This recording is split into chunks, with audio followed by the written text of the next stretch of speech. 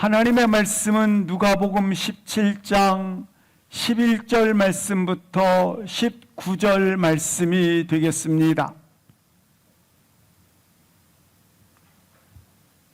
누가복음 17장 11절 말씀부터 19절 말씀입니다. 함께 합독하십니다. 예수께서 예루살렘으로 가실 때에 사마리아와 갈릴리 사이로 지나가시다가 한 마을에 들어가시니 나병 환자 10명이 예수를 만나 멀리 서서 소리를 높여 이르되 예수 선생님이여 우리를 불쌍히 여기소서 하거늘 보시고 이르시되 가서 제사장들에게 너희 몸을 보이라 하셨더니 그들이 가다가 깨끗함을 받은지라.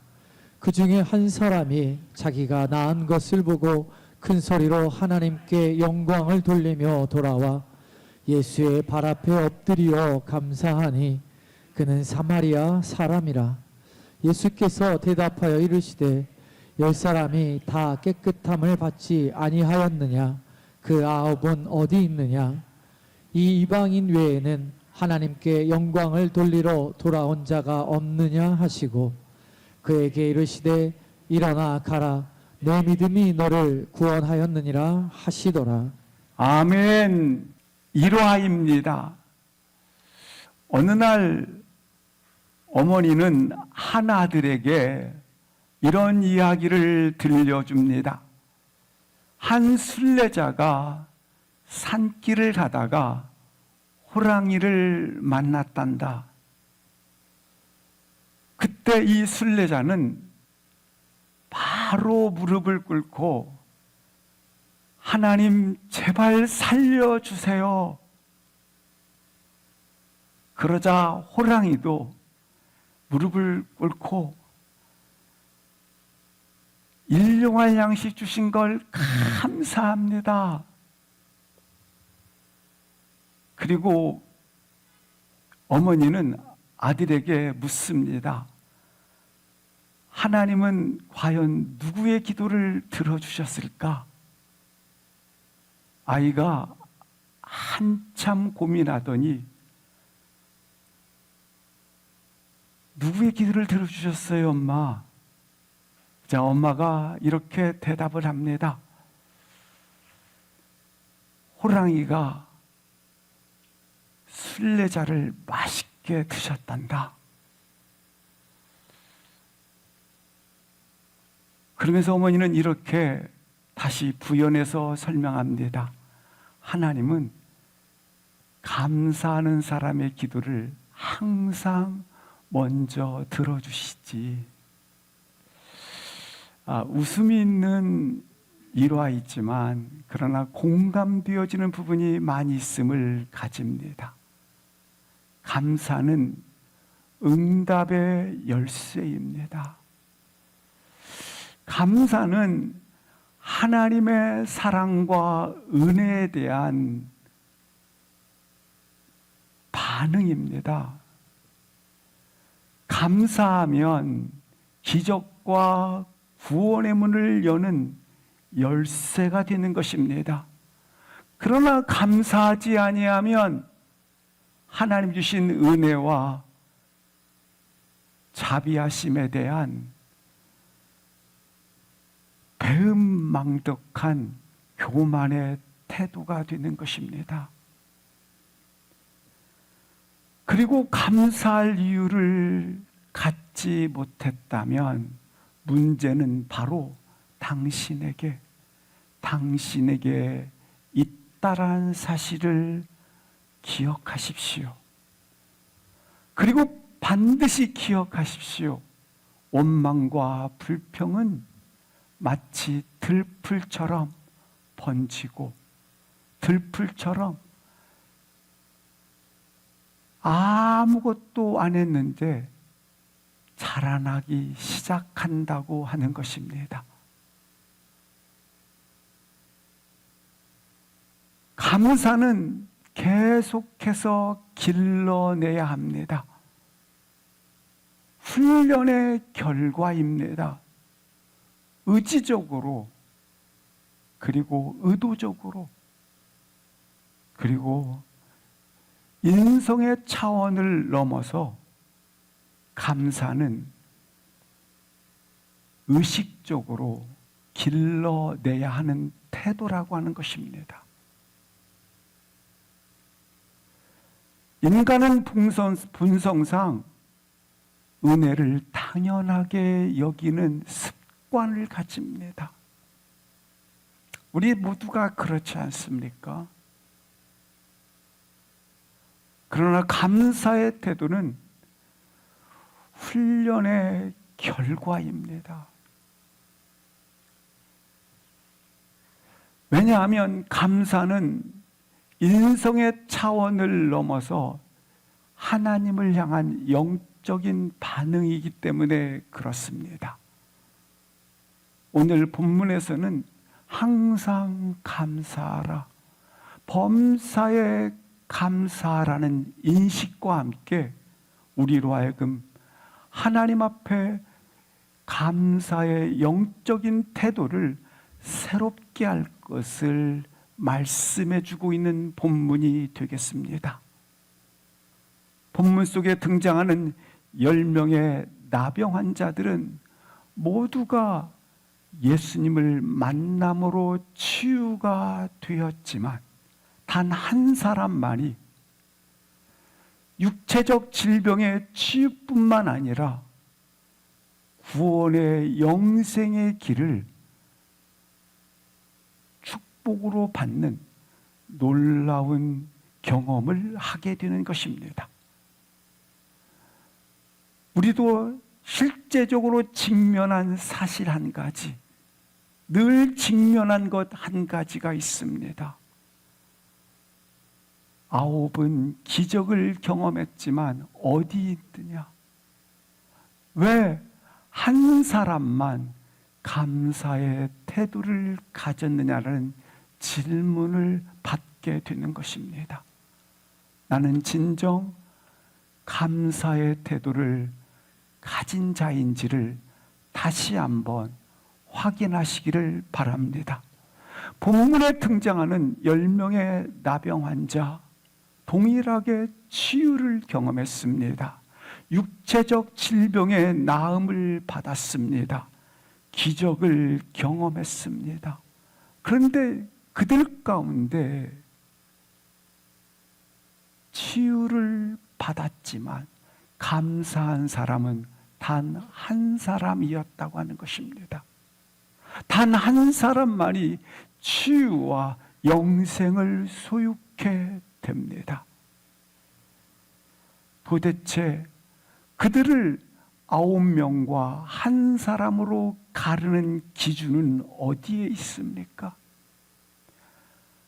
무엇이 그들을 가로지르는 기준이 되었습니까? 그들의 삶의 결과가 어떻게 이렇게 다를 수 있습니까?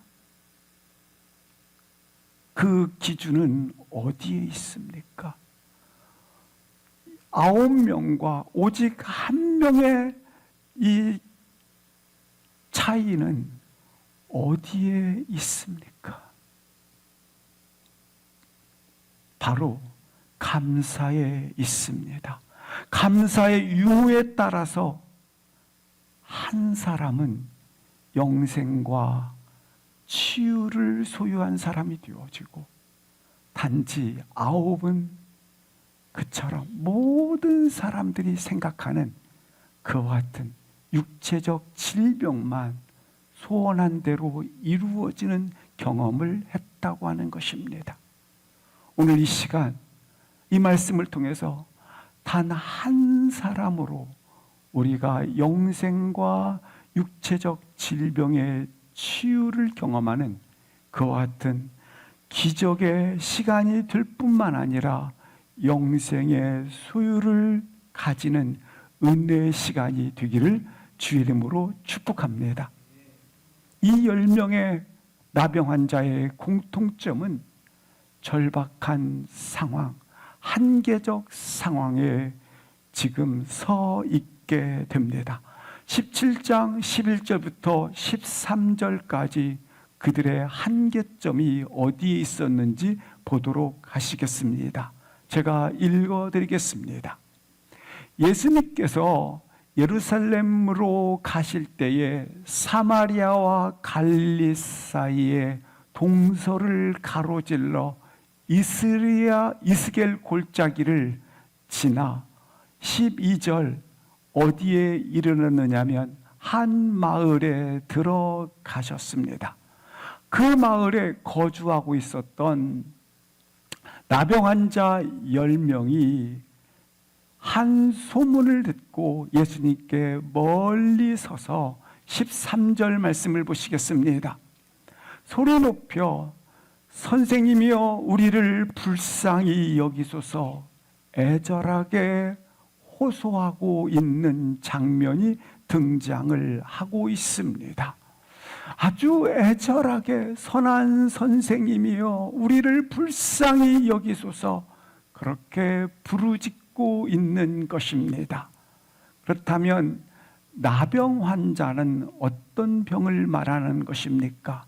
저도 이렇게 나병 환자들을 접한 적이 자주 있었던 때가 있었습니다. 이 균이 피부 점막에 침투해서 조직을 변형시키면서 급기야는 몸에 살점들이 떨어지고 그리고 끊어지지만 이게 느낌이 없어요. 온몸에 퍼져서 다 떼지지만 아무 느낌이 없이 살점이 떨어져 나갑니다. 더군다나 이 나병 환자들은 그 당시에 하나님부터 저주받은 자라고 여겼기 때문에 더더욱 마음에 깊은 절망감과 그리고 고통이 더해지고 있었습니다. 뿐만 아니라 가족과 공동체로부터 격리되어져 있는 버림받은 자라고 하는 그와 같은 사실 가운데 있었습니다. 우리도 가장 힘들 때가 있지 않습니까? 누구로부터 소외되었다, 버림받았다 말입니다. 완전히 격리되어 있었기 때문에 성전 안에 들어갈 수도 없었고 사람과의 접촉도 있을 수 없었습니다.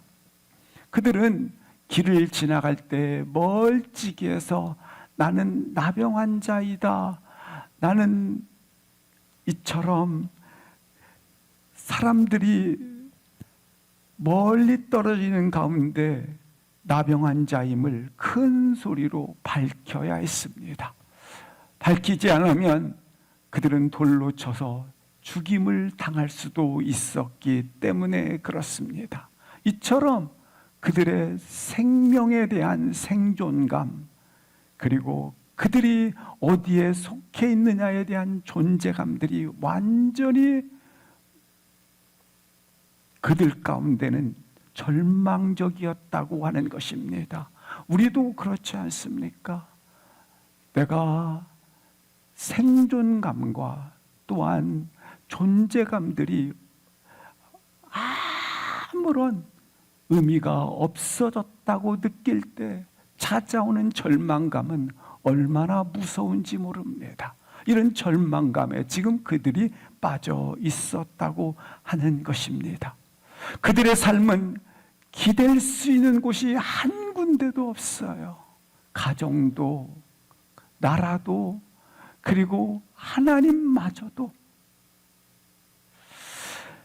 자신의 몸의 일부에 이 균이 침투되어 나병이 침범하기 시작하면 한 점에서 시작되었던 이 병은 온몸을 잠식해 들어가기 시작합니다.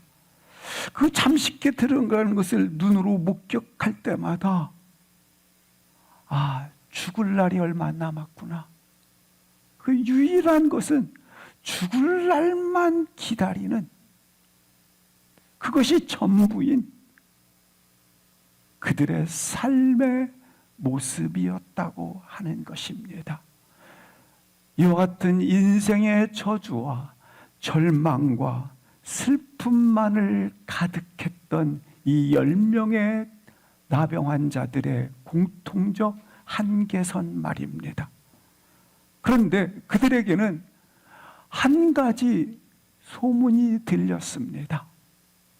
죽은 자를 살리고 병든 자를 고치시고 혈루증 앓는 여인을, 또한 눈먼 자를, 그리고 벙어리를 걷지 못한 자를 걷게 하시는 치유의 주님께서,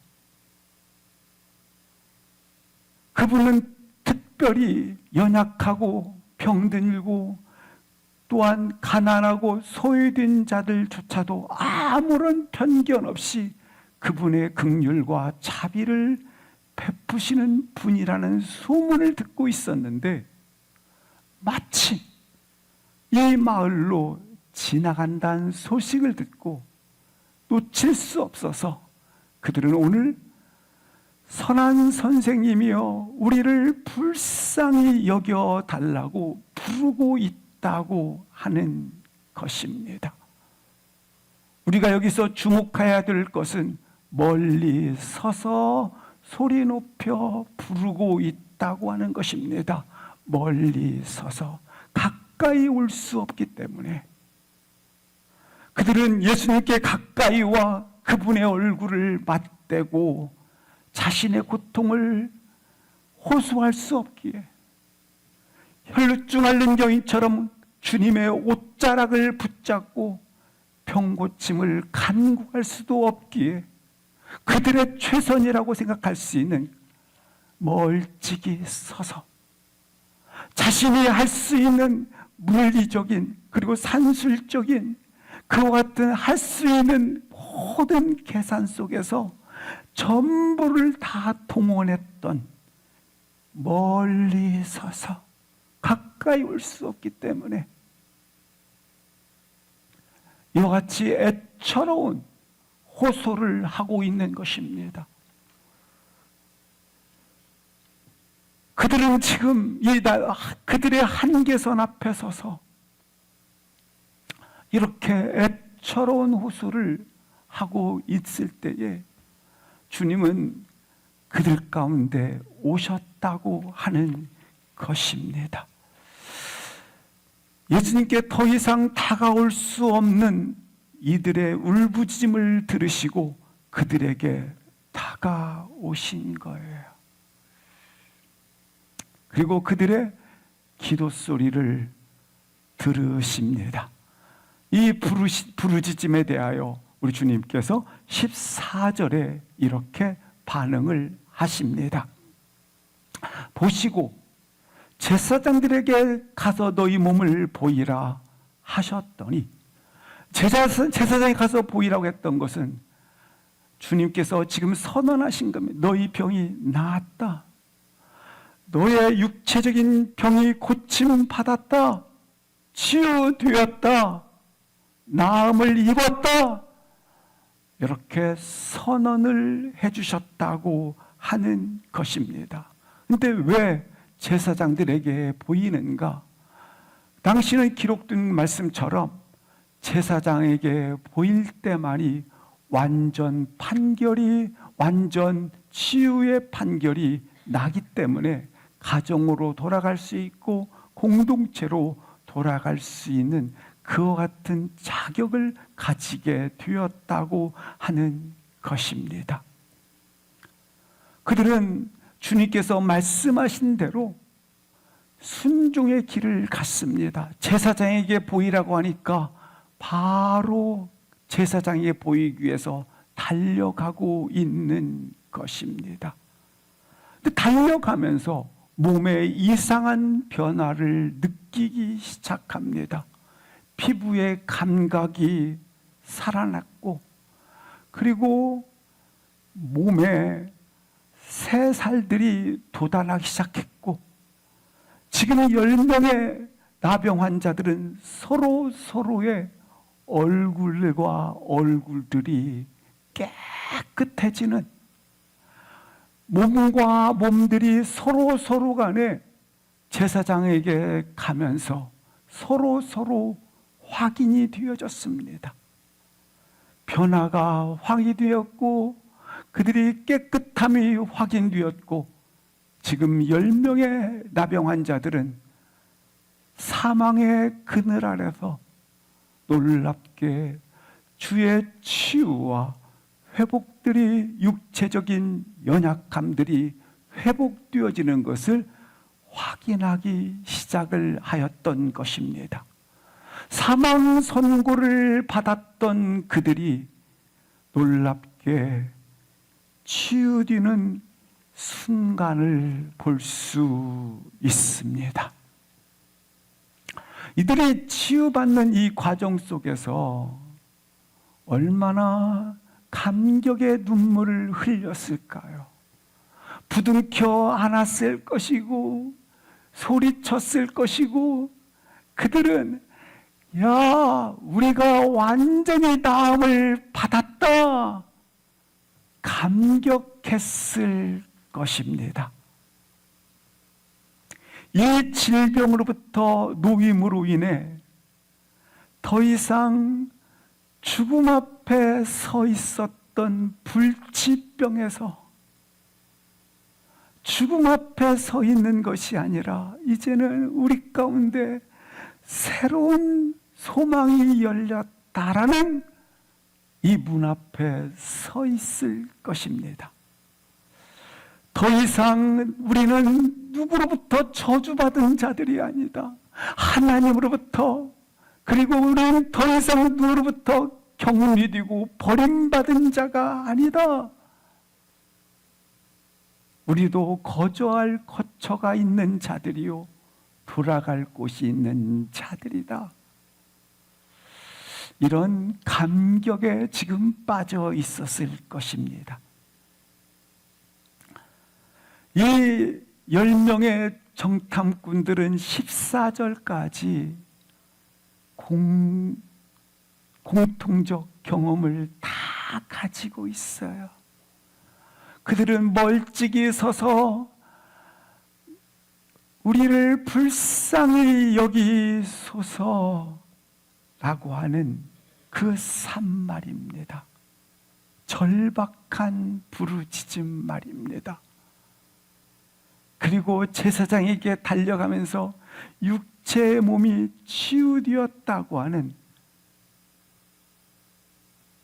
그리고 제사장에게 가라고 하시는 주님의 말씀에 순종하는 경험들, 치유의 경험들을 가졌습니다. 근데 여기까지가 10명의 나병 환자들의 공통적 경험이었습니다. 근데 단지 10분의 1만, 단지 10사람 중에 한 사람만 주님이 찾으시는 사람, 아버지가 기뻐하는 사람, 아버지 마음에 합하는 사람,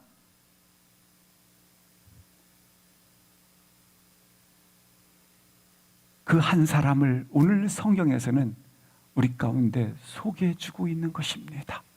15절 말씀 합독하십니다. 시작. 그 중에 한 사람이 자기가 나은 것을 보고 큰 소리로 하나님께 영광을 돌리며 돌아와 10명 중 단지 이 10분의 1 한 사람만이 제사장에게 달려가다가 자기의 나은 것을 보고 예수님께로 돌아왔다고 말씀을 하고 있습니다. 그는 제사장에게 달려가며 뛸 듯이 기뻤습니다. 감격의 눈물을 흘렸습니다. 그리고 방향을 돌렸습니다. 누구에게로? 예수께로 가면.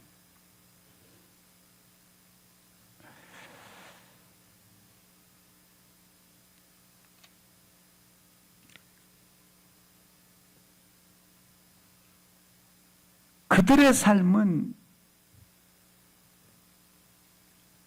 이 10명 중에서 9의 사람과 한 명의 사람의 삶은 전혀 다른 길을 걷게 됩니다.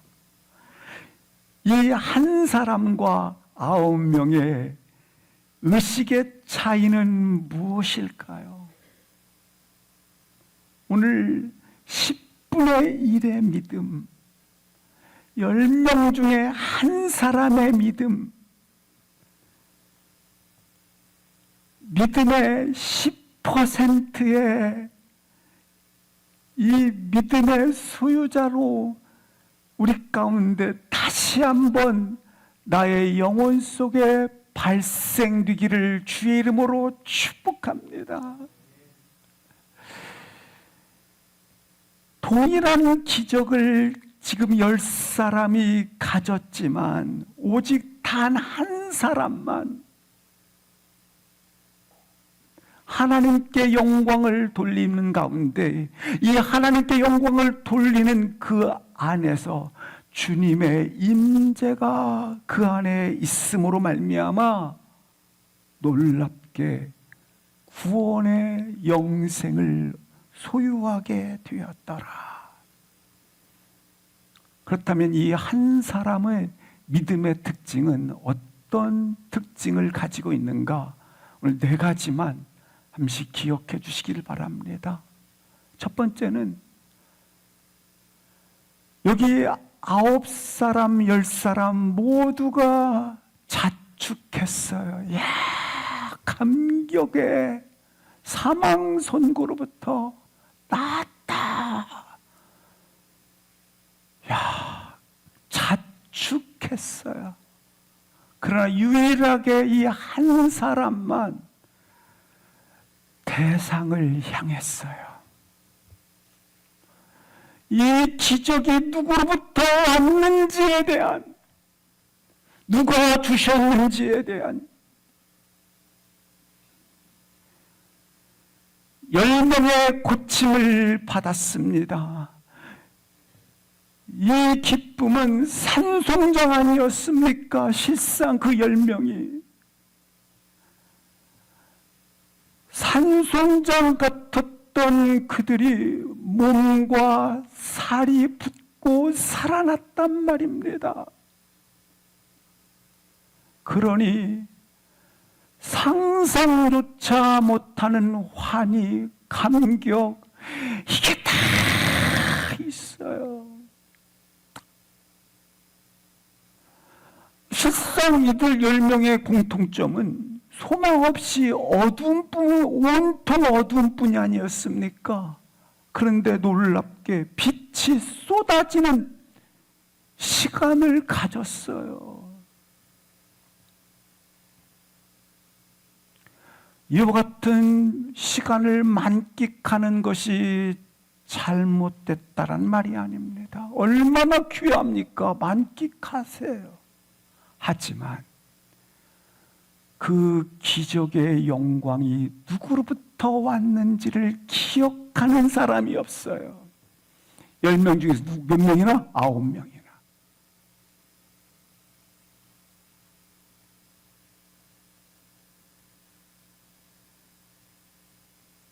누구로부터 왔는지, 누가 주셨는지,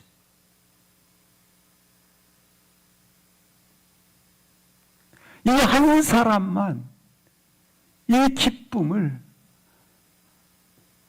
바로 주님을 향한 감사로 향하고 있어요. 9명은 자신의 몸에 치유가 일어났다는 데만 주목했지.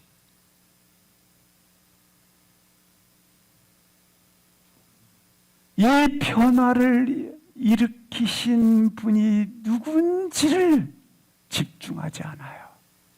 우리가 그럴 수 있어요. 야, 내가 지금 이렇게 되는 거 나야, 나.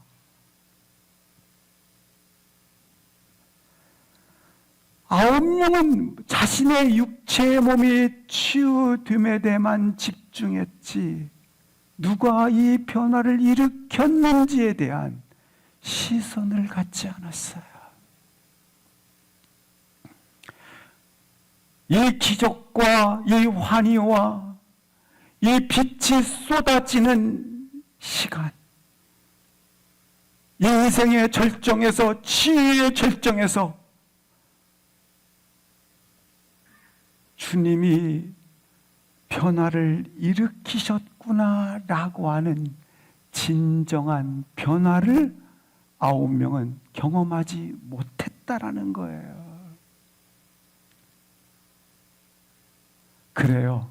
감사란 사랑하는 성도 여러분, 주인을 기억하는 거예요.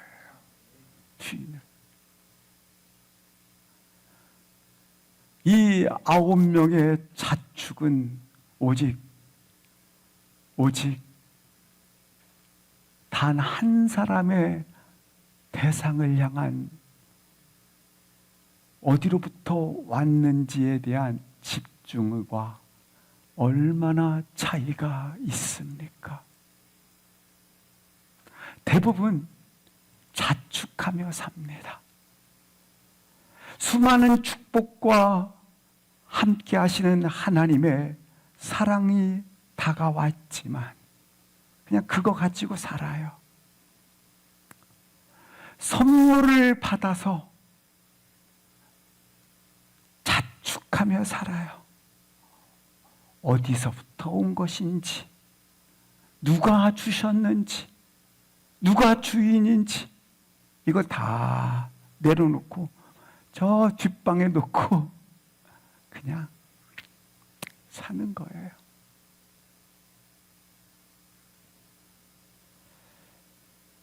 성경에 분명히 범사에 감사하라, 항상 기뻐하라, 감사하라고 말씀을 하는데 전도서 12장 1절 2절 말씀에 보면 이렇게 말씀하고 있어요.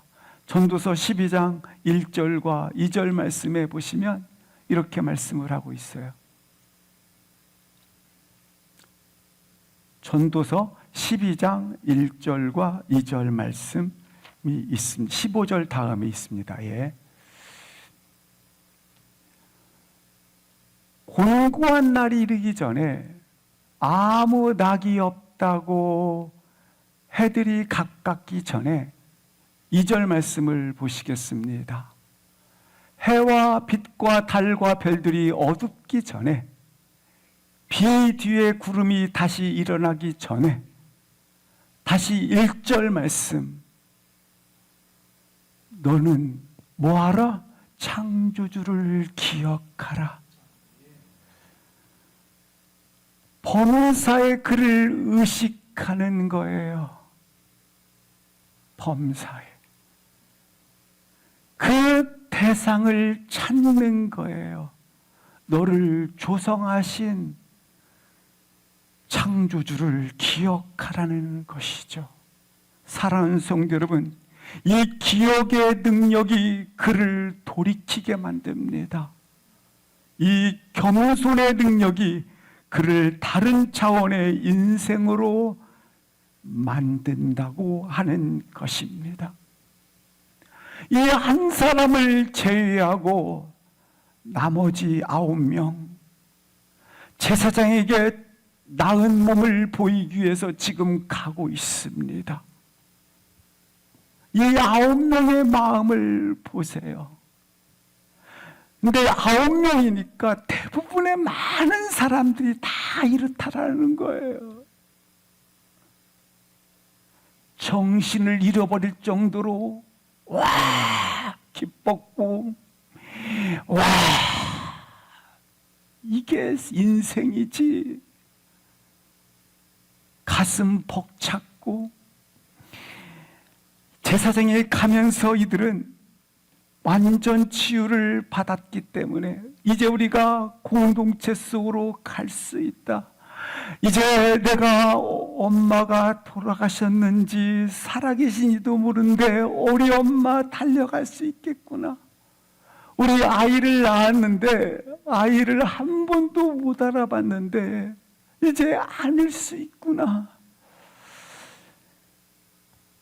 빨리 가야지. 빨리 가야지. 그리고 생각합니다.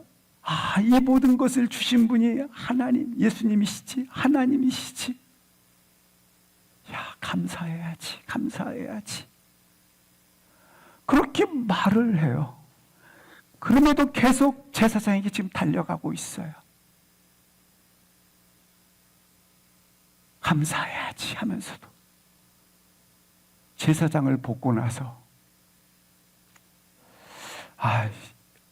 예수님은 거기에 안 계실 거야. 이미 시간 많이 지났어. 못 만날 거야. 내가 너무 멀리 왔어. 거기에 안 계실 거야, 아마.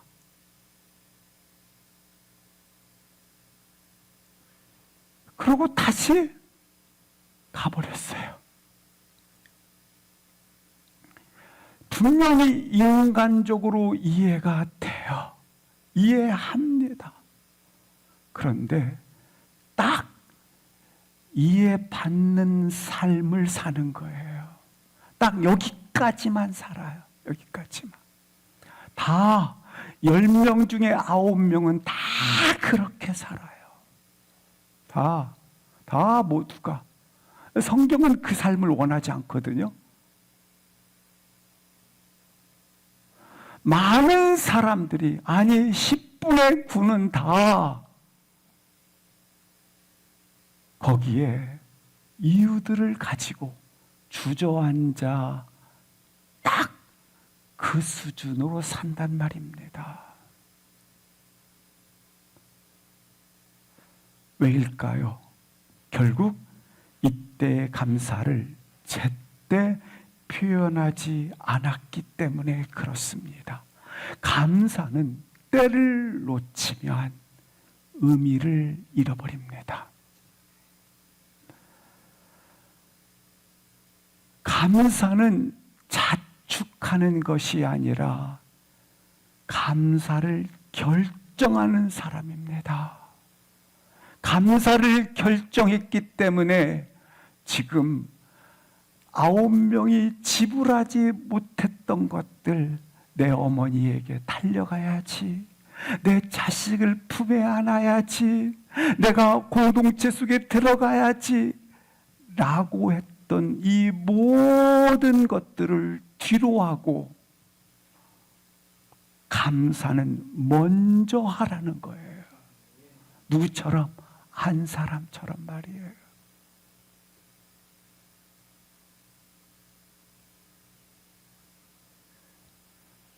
이 모든 값을 지불하고 9명은 다 이걸 지불하지 않았어요. 감사는 이 모든 것을 지불하고 먼저 하는 것이 감사예요. 감사하기를 결정할 수 있기를 주의 이름으로 기도합니다. 사랑하는 성도 여러분, 우리 하나님의 은혜에 대한 마땅한 감사를 먼저 하나님 앞에 최우선으로 감사를 제단에 올려놓기를 주의 이름으로 축복합니다. 본문에서 보는 두 번째, 이 한 사람의 믿음의 특징은 15절 말씀을 보시겠습니다. 15절 말씀에 보시니까 한 사람이 큰 소리로 하나님께 영광을 돌렸습니다. 성경에는 본문은 두 번 큰 소리가 나오는데 13절 말씀을 보시겠습니다. 13절에도 소리 높여, 이 소리 높여는 같은 동의어로 큰 소리라고 하는 것입니다. 그러나 13절과 15절의 큰 소리는 같은 동의어지만 의미가 전혀 질적으로 다르다고 하는 것입니다. 13절의 큰 소리는 우리를 불쌍히 여겨 주시옵소서 10명이 자신의 절박한 상황 속에서, 매우 간절함 속에서, 처절한 속에서 외치는 그와 같은 절규의 호소였습니다. 자신의 병을 고쳐달라고 하는, 살려달라고 하는 그런 절규였어요. 대부분의 많은 사람들은 13절은 합니다. 이 믿음을 다 소유합니다. 10명 중에 9은 다 여기에만 집중되어 있어요. 절규에 가까운, 지금 내가 죽게 되었사오니 주여 주여 를 합니다. 그러나 15절, 아버지 홀로 영광 15절 말씀, 아버지 홀로 영광과 찬양과 경배를 받아 주시옵소서 큰 소리로 외쳤더라. 이건 다 생략해버려요. 13절의 믿음은 갔는데 15절은 다 생략해요.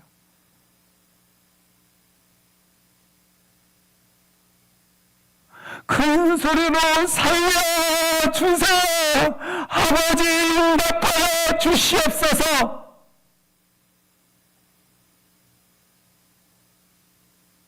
우리 모두에게 이 시간 더 큰 소리로 아버지 영광받아 주시옵소서. 나의 모든 것을 소멸시키고 오직 아버지께로 나아갑니다. 더 큰 소리가 우리 가운데 믿음으로 자리 잡기를 주의 이름으로 축복합니다. 아멘, 아멘. 하나님을 향한 순전한 기름 부으심, 갈망과 열정과 환희에 가득 차 있는 응집된 소리가 그렇게 열정적으로, 그 소리가 우리 가운데 터져 나오기를 기도합니다. 그 소리를 타고 주님이 오늘 응답하시지 않습니까? 우리 인생에 다시 써야 할 것들이 너무 많아요. 주님께 매달려 자신의 결핍과 흠집과 필요와 환난이 있을 때는 호소아의 소리가 정말 크다가도 감사, 찬양, 영광, 거룩한 이름을 노래할 때는 언제나 생략되던 이 모습, 9명은 13절에만, 그러나 한 사람은 13절과 15절의 믿음을 가지는, 이 믿음의 단 한 사람이 오늘 주님이 찾으시는 사람입니다. 우리가 가지고 있는 문제가 심각하면 심각할수록 주여 주여 더욱더 크게 외칩니다. 그런데 하나님께서 우리 가운데 행하시는 놀라우신 일들, 이걸 높이고 감사하며 큰 소리로 영광 돌리는 것들을 혹시 생략하셨다면, 하나님 앞에 영광을 돌리기 위해서, 높여드리기 위해서 절실히, 처절하게, 치열하게 큰 소리로 외칠 수 있는, 드릴 수 있는, 선포할 수 있는 믿음으로 다시 일어나기를 축복합니다. 아멘, 아멘. 사랑하는 성도 여러분, 인생의 문제를 해결하기 위해 높이 외치는 소리 중요합니다. 그러나 그것보다 여호와의 영광을 위한 더 높이, 더 큰 소리로 감사 찬송을 올려드리는 예배적 중심의 축복이 있기를 주의 이름으로 기도합니다. 오늘 본문의 세 번째 이 한 사람의 믿음의 특징이 나와 있는데, 그것은 성취나 고한 일의 결과보다 주님과의 관계를 맺기를 사모하고 있는 모습을 보여줍니다. 그가 지금 기도하지 않습니까? 가던 발걸음을 돌이켜 다시 주님 앞으로 왔습니다. 그때 주님께서 주님을 그가 보자 어떻게 합니까? 16절 합독하시겠습니다. 16절 같이 읽겠습니다. 시작. 예수의 발 아래에 엎드리어 감사하니 그는 사마리아 사람이라. 주님을 만나기조차 할 수 있겠는가 장담할 수 없었지만 그는 주 앞에 달려왔고, 달려온 그가 주를 보는 순간 그 발 앞에 엎드려 예배하였더라. 당신은 나의 구원자이십니다. 그렇게 그의 임재 앞에 서 있었더라. 그분 발 앞에 엎드려 감사하니, 엎드려 예배하였더라. 그렇습니다. 자기에게 일어난 변화, 기적보다도 주님과의 만남을 사모하는 자, 주님을 구원자로 발견하는 자, 주님과의 관계를 사모하는 자.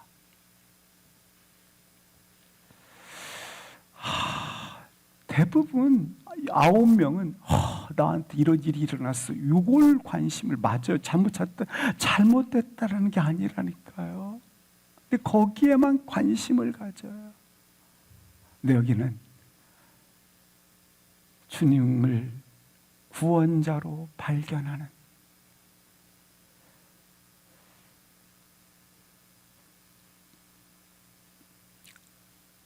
이 믿음을 가진 이 한 사람에게 우리 주님께서 어떤 축복을 열어주십니까? 하나의 축복을 열어주십니다. 19절 합독하시겠습니다. 19절 시작. 그에게 이르시되 일어나 가라. 내 믿음이 너를 구원하였느니라 하시더라. 주님은 9명과 달리 그에게 감사하는 자에게 어떻게 했다? 내 믿음이 너를 뭐 하였느니라? 구원하였느니라. 사랑하는 성도 여러분, 어떤 변화, 어떤 기적, 어떤 성취보다도 주님과의 관계를 맺는데 사모하는 심정이 되시기를 바랍니다. 주님과의 관계 말이죠. 인생의 최상급은 언제나 주님과의 관계 맺기에 있어요. 인생의 수많은 성취와 기적을 두고도, 성취와 기적을 두고도 주님께 돌아오는 사람, 화려한 성공과 놀라운 경험을 가지고도 주님을 찾아 돌아오는 사람, 여기에 다 취해갖고 9명처럼 취해서 화려한 성공이 있는데 주님께 돌아오다니. 우리 어떤 믿음 원하세요? 그 어떤 박수와 환호 가운데서도 주님 발 앞에 엎드리는 사람. 여기 한 사람 그렇잖아요.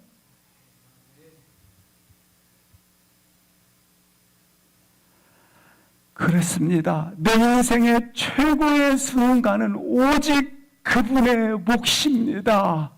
내 인생 있잖아요. 최고의 순간은 그분의 몫이에요. 내 인생의 최상급은 언제나 그분임을 고백하는 마음에 있어요.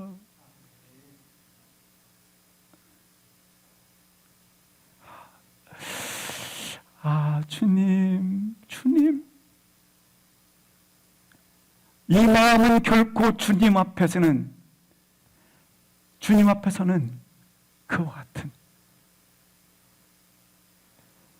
이 관계 맺기에 결코 이 관계 맺기가 나중이 되지 않기를 주 이름으로 기도합니다. 마지막으로 한 가지만 더 보시겠습니다. 한 사람의 믿음의 특징은 당연한 것이 아닌 특징을 가지고 있어요. 당연한 것이 하나도 없구나. 17절 18절 합독하시겠습니다. 17절 18절 시작. 예수께서 대답하여 이르시되 10사람이 다 깨끗함을 받지 아니하였느냐? 그 9은 어디 있느냐? 이 이방인 외에는 하나님께 영광을 돌리러 돌아온 자가 없느냐 하시고, 예수님께서 엎드려 예배하는 그에게 이렇게 질문을 하십니다. 17절 말씀을 보시면 이렇게 표현합니다. 10사람이 다 깨끗함을 받지 아니했느냐? 그 9은 어디 있느냐? 왜 한 명만 돌아와서 감사하느냐? 왜 한 사람만 돌아와서 감사하느냐? 근데 여기 돌아온 사람의 누군가를 소개하고 있어요. 18절 보시기 바랍니다. 이 돌아온 사람은 이 이방인 외에는, 여기 다른 말로 말하면 사마리아인을 말합니다. 왜 사마리아 사람 너 외에는, 여기 17절에 예수님께서 왜 너 한 사람뿐이냐? 9은 다 유대인이거든요. 당연히 여긴 거예요. 당연히. 이 기적을 하나님께서 나에게 베푸는 것은 당연한 거지.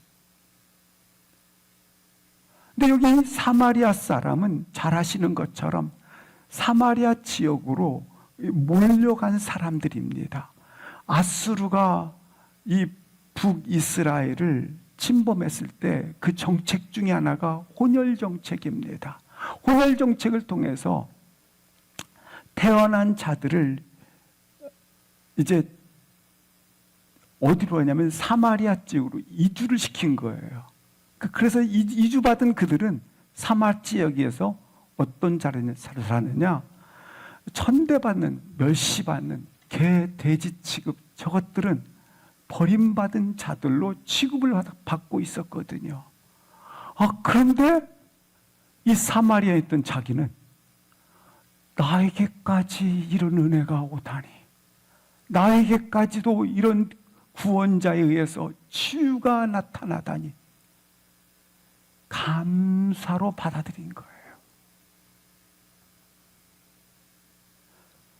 그것은 당연한 것이 아닌 은혜에 대한 인식이었다고 하는 것입니다. 그래요. 우리 인생은 은혜 없이는 설명할 것, 은혜 아니면 설명할 수 없어요. 우리 인생 단 하나도 은혜 아니면 설명할 길이 없어요.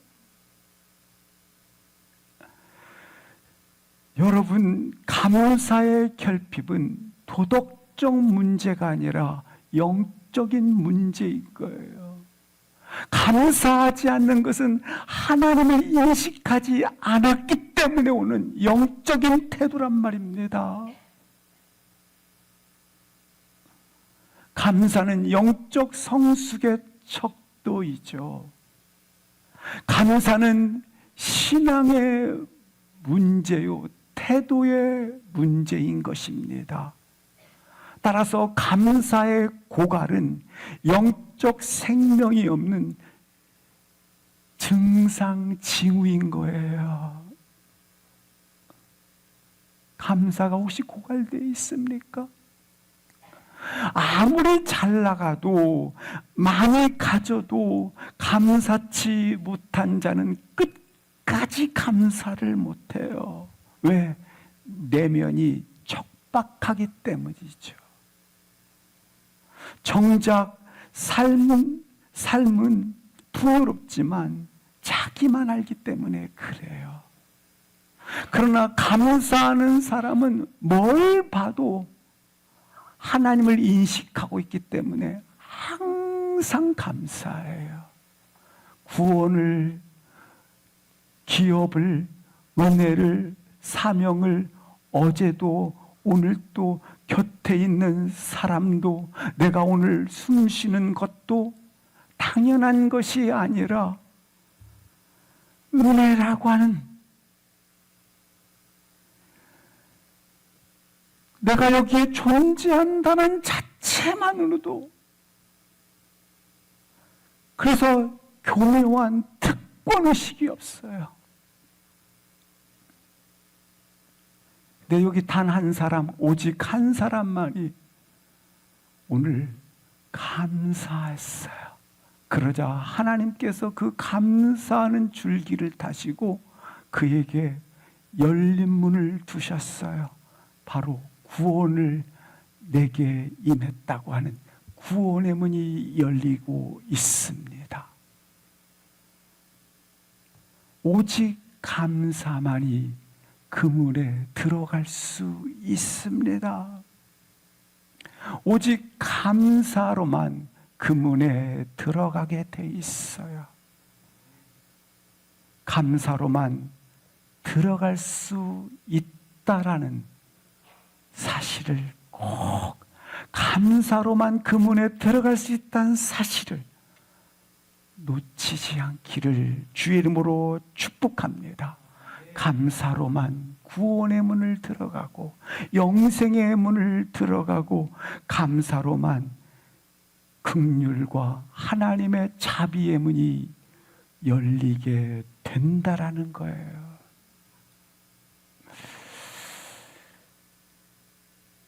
그 은혜가 우리 모두에게 임하기를 주님의 이름으로 축원합니다. 아멘. 우리 함께 잠시 일어나셔서 감사의 기도를 하나님 앞에 올리도록 하시겠습니다. 만 가지 감사할 이유들을 가졌습니다. 세 가지 기도 제목을 드리겠습니다. 오늘 우리 삶 속에서 허락하신 하나님의 놀라운 은혜, 새로운 영적인 시야가 열려지게 하여 주시옵소서. 이 시간 하나님의 놀라운 은혜, 하나님의 놀라운 은혜 열려지게 하여 주옵소서. 첫 번째 기도 제목, 두 번째 기도 제목입니다.